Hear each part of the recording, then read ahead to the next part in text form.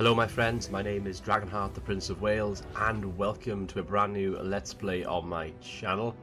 First of all, I would like to say a massive thank you to the Total War team and Creative Assembly for allowing me early access to this game.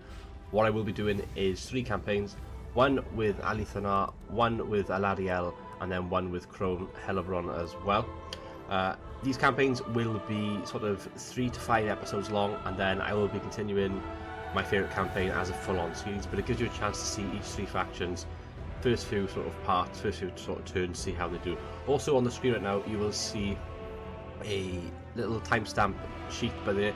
You can see exactly what's going on in today's episode as well. So if you want to just skip ahead past this intro part, then you can do that as well. So Alith Anar, he is a high elf.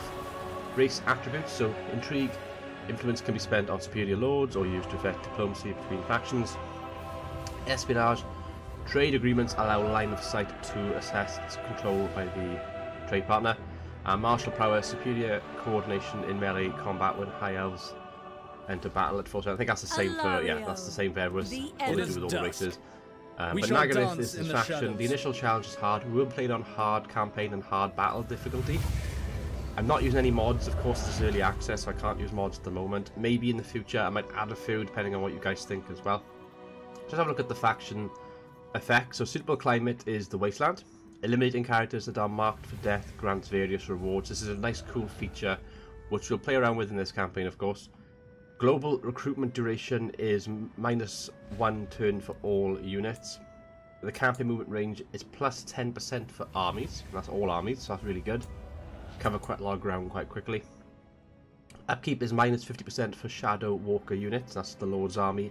And he's also got an ambush success chance of plus 25%. So quite a few good skills here that we can hopefully utilise in this campaign. Now his starting units I want to highlight quickly as well. This is the Shadow Walkers. They're a missile infantry unit. They have nearly 5,000 HP. They get 60 in a unit. They are master ambushers. They got the stalk ability. They got Vanguard Deployment and they got good range. Look at that range, 180. So yeah, we're going to be definitely using the Shadow Walkers in this campaign. But next to them we have a Moon Dragon. So whenever a campaign gives you a dragon straight off the bat, you kind of know it's going to be quite a challenging campaign. It's almost like we feel sorry for you, so just have this to get by the first few turns if you want to. So we'll see how it goes with having a Moon Dragon. It should be fun. I hope you guys are on board. If so, I'd appreciate if you drop a like on this video. Let me know if you want to keep, if you want me to keep doing this series. Let me know in the comment section below, guys, and let's just jump into it. We, the Asa of Naggareth, have fought with our broken kin for millennia. But now is the season of Shadow, and I am its king. Deception and trickery have served in seizing a foothold here in Naggaroth. The Dark Elves' seat of power lies tantalizingly close, just across the Sea of Malice, where a Naggarond, another king, a feeble one, tallest of the Hydra's heads, needs silencing. Other heads of the Hydra high on my tally to slay reside within these frozen fortresses. They scheme to control the vortex, which grows unstable. If other Asa will not deal with this, then the Isle of the Dead must come under the rule of the Shadowlands. Across the great ocean, Cain's servants threaten the heart of Ulthuan. They control a source of great power. One that can twist a mind, but also bestow great strength. It must not fall into the wrong hands. The Druki have murdered and enslaved the Asa for long enough. Their day of reckoning is now. Fear the shadows. Fear my name. Alith Anar. Lovely. So I'll say, the voice actor for Alith Anar, they did a video on him behind the scenes on the Total War channel. And I can't remember the program he's in exactly, but you'll know as soon as you see him if you grew up watching cartoons and stuff as a child. But I love the work he's done on him. I think he's got one of the best sounding voices in Warhammer 2 out of all the characters. So how they play Naggareth. So marked for death, we did mention that earlier. So heads that wage war and destruction on Naggareth are valuable spoils indeed. Influence and rewards can be gained through their demise prior to new targets being set. Now, the Shadow Realm allows Alith Anar and his armies to rapidly slip through otherwise impassable terrain on the campaign map, with no chance of being intercepted by their enemies' defences. Spirit of Vengeance, so Being masters of their surroundings, trickery and deception, the armies of Nagaryth can ambush their foes when in default army stance. That's amazing. It's very much the same sort of mechanic as the Skaven, so that's a very interesting thing to have, the stalk mechanic. Sword of Cain is a blade of ancient terrible power. Its bearer is granted prodigious strength in battle, yet stewardship of the sword can lead to civil unrest. Those in dire need of such power may seek out the weapon as a last resort on the island of the Shrine of Cain, but so too may those with more nefarious aims. So straight away we've got a mission this issue just to build a rally field. It'll give us influence, it'll give us a bit of money as well. And also, they want me to take Corond Car, which will give me again influence. It gives me weight, fragments, and a bit of money. Marked for death, so I've got new targets marked for deaths. They must be eliminated by any means possible. Each one has been selected with the intention of increasing Nagaryth's influence during this troubled time. Some of these targets may be neutral, far away, or seemingly insignificant, but the demise of each one will help to further Alith Anar's goals. These are them by here. So, Volilosh, Druki Slayer. So he's over here. That's possible, we can do that. We've got Shakara. Again, very possible. Only up by there. Nelosi. Probably going to take a while to do that one. They have been marked for death. But you can see, there's 20 turns. I got to try and kill these in 20 turns. And then it's just it's basically a mission. You kill them, you eliminate them in 20 turns. I get quite a bit of money and influence, and I also get some other benefits as well. That's how it works. So, I want to show you some of the mechanics of this campaign. So we've just mentioned about that today. It's a Vortex campaign, so very much the same sort of thing. You get your fragments, you perform your rituals, you have your final battle at the end. It very much works in the same way as the Lizardmen, as the other High Elf factions, as the Skaven. You all play in the Vortex. That main part of the gameplay, pretty much the same. But this is a nice little feature they've put on here with the 20 turns to try and kill these lords. Now we're at war at the start of things, as you'd expect in a Total War game, with Corond Car. Now I've played a campaign quite recently with the Skaven and Clan Rictus over here. I was able to take all of this land against this faction here, so I'm hoping I can do the same here. Corond Car is actually the capital. It's only a level 1 though. It does have walls, it has dark shards and dread spears. Alith Anar. If I go for Corond Car straight away, I'm going to have to rebuild or build up stuff. Now I know that if they build up their walls, it'll take them a few turns. So I might go for Slaver's Point first, which only has 5 units. I am ready. But of course, I have a dragon, a moon dragon, plus I got my Shadow Walkers and archers as well. So we got some stuff going our way. Now if I build the rally field, as they want me to, I get the benefit from the mission. I also get archers with light armor, Lothern Sea Guard. So it might be worth getting there. Missile and spear infantry would be quite useful early on. I do have some money as well. So let's do that. We'll build that straight away. Just for the time being. Burden of the Shadowlands. And then we'll go with Alith Anar to Slaver's Point. To have our first battle of the campaign. Our oath! Our fight! Now, execute them. Usually this would be an auto-resolve. We heavily Kill them overpower the enemy here. But I'm going to fight it. I'm going to fight it because I want to show off some of the units. I'm also going to try and reduce some of the sound in my eardrum at the moment because it is a little bit loud. There we go. I should be a little bit better in my eardrum, hopefully. You won't notice it at all, but with me, it was kind of blaring a little bit. And I find when the noise is blaring in my eardrum, I end up increasing my voice as almost like I'm shouting. So let's have a quick look at these units here then. So let us just zoom in nicely here. We'll start off with the Moon Dragon, because you're all going to be wondering about the Moon Dragon. So it is a lovely golden dragon by here. He looks beautiful, doesn't he? We need a name. We need a name for this guy. So let me know, guys. What do you want me to call the dragon in this campaign? He has the ability by here, Moon Dragon's Breath. It's engaged in melee. Projectile range is 90 meters. It causes fire damage, powerful explosion, strong against a single unit, and it's good against large combatants. The giants, that sort of thing, it should be quite good against. Bring up his stats here. Don't have to go into too much, but you can see weapon trend's really good. Melee attack's decent, melee defense decent, speed 85. Armor's 50. His hit points are ridiculous, 7,000. Got armor piercing, cause of terror, scaly skin. He's a dragon. What more can I say? You know where I'm going with this. He's a dragon. He's going to be good. It will be done. Got some basic archers here.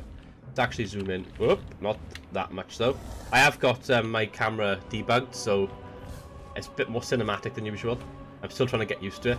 So these are the archers by here. If I just show you on the screen, if I take that off there, they look beautiful, don't they? They look absolutely beautiful, especially with the dragon flying above them like that.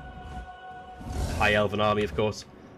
Archers, statistics. Where are we going with this? Let's show you. So they have good range. That's pretty much all they got going for them. Not really much armor. Leadership could be a little bit reduced here. Their range is very good. That's pretty much all they got going for them. They're archers. They got good range. And obviously, you compare them to the Shadow Walkers, and they just trump them in absolutely everything. Got slightly less hit points though, but they do have better armor. They have much better leadership. They have much better speed, or slightly better speed, much better attack. And then obviously you got your Spearmen, for duty, which are very much the same thing. I love the design of the shields, by the way, on these Spearmen. I do like high elven shields. I've done it again on my camera, by the way. There we go. Up, up, up. I will get you straight, I swear. That design work on the shields is amazing. And then, of course, the guy that you want to see, it's why you're here, guys, is Alith Anar. It's a hybrid weapon infantry, very much the same sort of character as Orion. That's probably the best way I can describe him. He's probably the nearest lord to him in the game as a hybrid weapon infantry. He's got armor piercing missiles, good range, Vanguard deployment, decent enough hit points. Armor, leadership, 78, 40 respectively. Weapon strength is 400, and then his range is ridiculous, 300. Missile damage, but this is what I want to show you, misled. This is a very useful little tool which I'm going to be showing you in this battle. So, let's have a little look at where we are on the battlefield. We have some trees we can use here, so as he has Vanguard deployment, I can put him in the tree line by here. Let's start off with Alith Anar in the tree line, and then everybody else, if we just grab our spears, got a hill to work with here. Put them there. It shall be done.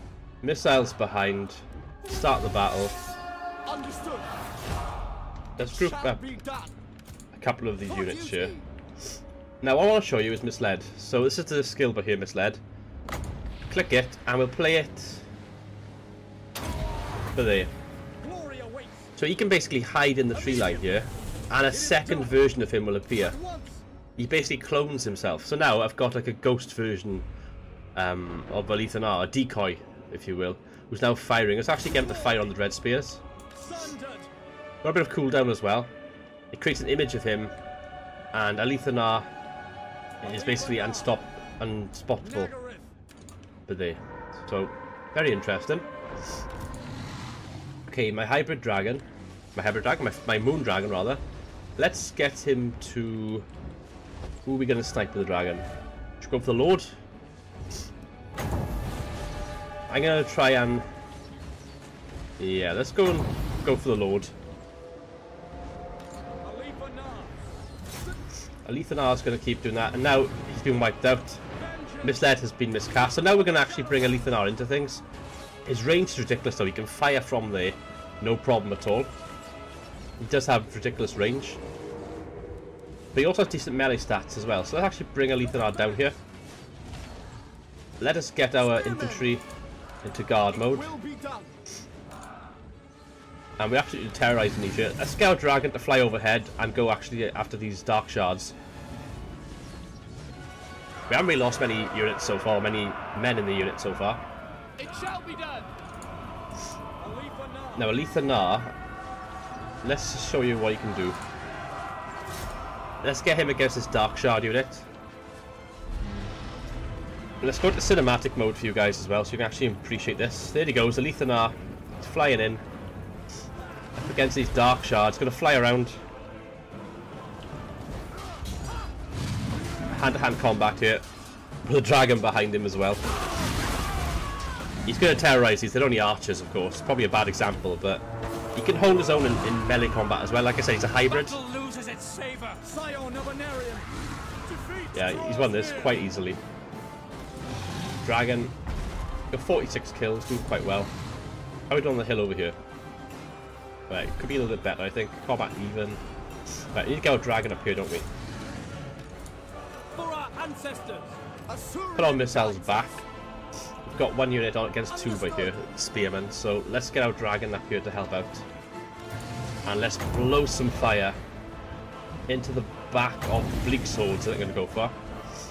It's going to be fun. Right into the back of them. That is satisfying. That's why I love dragons so much. And look at that, they're going down now. That modifier is just totally wrecking them completely. And the spear might hopefully prevail now from this. But just in case we don't think they will, we'll chuck the Javelin in anyway, just to sort of finish them off. Alith Anar, I think you can probably go from this guy across this one over here. Keep the two of them busy while the rest of my troops are fighting up here. Spearmen! I'm going to push up with this Spearman unit now. And we've won. Just like that. Decisive victory. Of course it's a decisive victory. But as I adjust my headphones again, that was actually a bit too loud. Maybe I should be a bit better. That's a good example of what they can do in combat though. So, illuminate the Shadowlands. The Moon Dragon had 154 kills there. Very pleased with that. 97 for Alith Anar. He actually leveled up as well, so very good early battle for him. 73, 79, pretty evened out overall. This will fund the war effort. We could loot and occupy. Garrison it with my warriors. We'll loot and occupy, we'll get a bit of replenishment from that as well. Rises. Talismans gain magic resistance, obsidian lodestone, that's lovely. Successful mission has meant I get some way fragments, influence and treasury early on. Mission has been issued by the Lawmaster Talarin, or Talarian. Provincial control, throw me to control a province, of course. Not a problem. So, unassigned skill point. Alith Anar.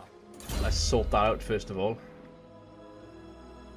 So this is what his tree is like. I should probably show you his tree. So at the top of it we have the Moonbow, which is a unique quest for Moonbow.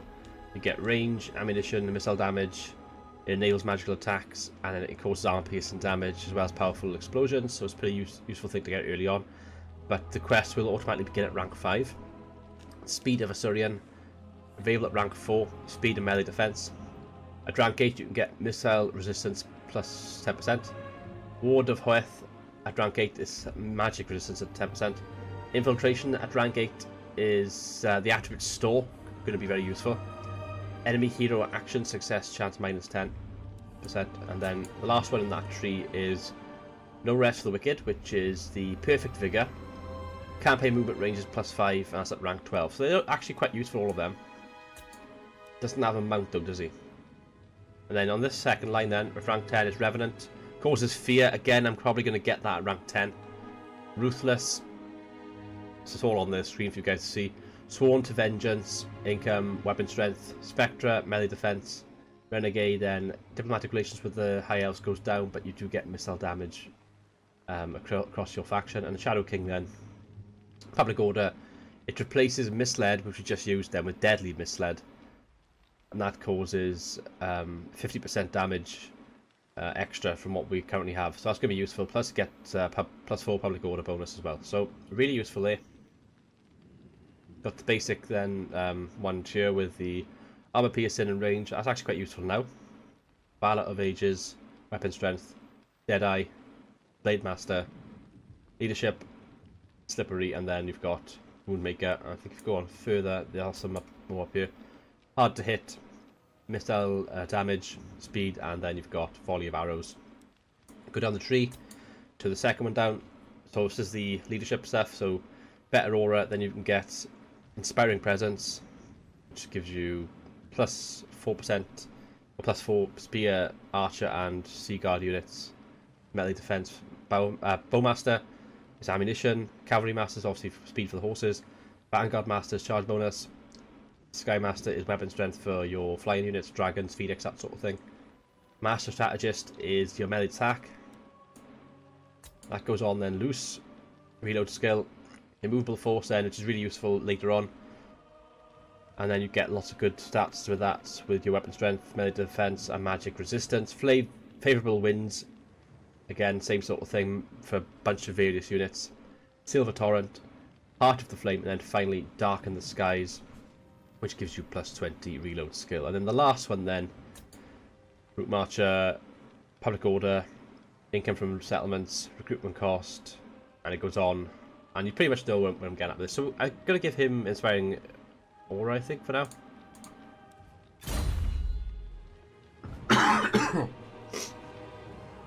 Apologies, I had to cough then, guys. Okay, so that's what we're going to do initially. So we'll go a little bit longer.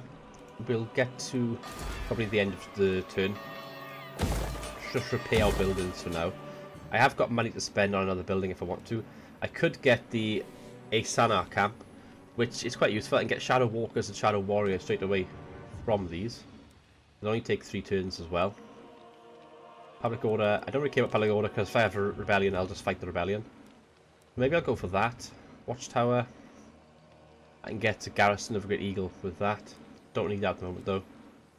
Could go for Grazing Meadows and get myself some Reavers. Missile Cav. Could get the resource of Salt as well. But I think I am going to go for the camp. It'll take 3 turns. And then I'll end my turn by recruiting just more stuff. So I think we go for another 2 archers by 1 spear. And we'll end the turn. First turn done. I probably want to change some of this stuff as well. Let's just make this off, and make this fastest. I want to fly through the turns, don't we? We want to make this a quick campaign, so get through those turns quickly. Lovely. Right. I say we make a beeline for Corond Car maybe now. It's still only rank 1, building is. It might have a lord there now, but it's got walls, but I got a dragon, so I don't feel too bad. If I get to the border here then. Twilight is here. I'm marching, but also recruiting at the same time. Public Order, how long we got? 4 turns? I can do that in 4 turns, no problem. One Druki on Naggareth. Also, we've got Regiments of Renown as well, which we'll get later in the campaign. I'll go over them more when we get to that stage. We're going to go with bows or spears. I think we'll go for 2 spears for 1 bow this time. Reverse the other way around. Obviously, I can't get my other stuff for another few turns. 1 more turn and 2 more turns respectively. That's fine. So this is taking me up to 12. I think 12 will be enough to take Corond Car. And then we'll go for Blacklight Tower then. Right. End turn again. Got like no money at all at the moment. It's quite ridiculous. As we fly through the end turn time. So yeah, this is actually out on the 31st of May. This DLC. This is actually the free DLC, this one though. This everybody will get this one. And I actually would recommend it a lot. I think it's a fun campaign. Shadow right. King. If we make a beeline for Corond Car now, I don't think there's a lord there actually. There's prey. Nope, no one there at all. Blood. They've left themselves open. I can actually assault them Shadow now. Warriors. And I think I will. I outnumber them, and I got a dragon, so, you know. But what we'll do that in the next episode, guys. So, like I said, please leave a like if you enjoyed this video, and let me know if you want to see more. I will be doing campaigns in all 3, but I will only be picking up 1, staying with 1. So let me know which campaign you would like me to stick with. I've been Dragonheart, thanks for watching, until next time, goodbye. Thank you for watching the video. I want to say a massive thank you to all my patrons and all my sponsors on YouTube Gaming. They're currently on the screen right now. For more information, check out all the links in my description and check out the links on the screen as well.